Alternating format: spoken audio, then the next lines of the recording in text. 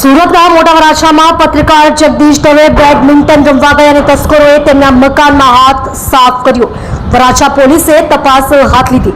આજે સવારે મોટા વરાછા ખાતે રહેતા સિનિયર પત્રકારના ઘરને અજાણ્યા તસ્કરોએ નિશાન બનાવ્યું હતું.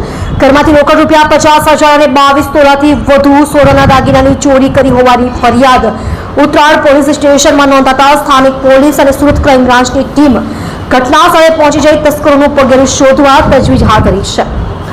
ઉત્તરાયણ પોલીસ પાસેથી પ્રાપ્ત માહિતી મુજબ મોટા વરાછા સ્થિત હરિઓમનગર સોસાયટીમાં રહેતા જગદીશ દવે પત્રકાર તરીકે ફરજ બજાવે છે. પત્રકાર જગદીશ દવે દરરોજ વહેલી સવારે તેમની પત્ની સોનલબેન દવે સાથે બેડમિન્ટન રમવા જાય છે.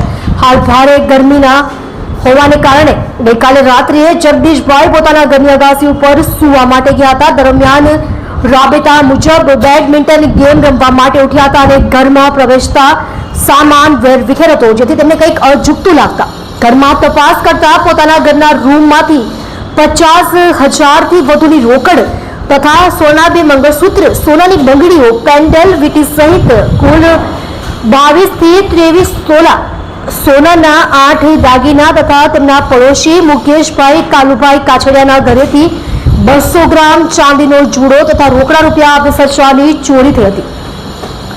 આ બંને સ્થળેથી મળીને કુલ રૂપિયા 7,20,000ના દાગીના ચોરાયા હતા.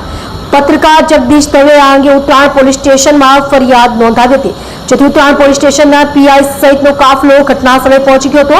આ ઉપરાંત સુરત ક્રાઇમ બ્રાન્ચની ટીમ પણ ઘટના સ્થળે પહોંચી હતી. ડોગ સ્ક્વોડની ટીમ દ્વારા પણ તસ્કરોનું પગેરું શોધવાની તજવીજ હાથ ધરવામાં આવી હતી.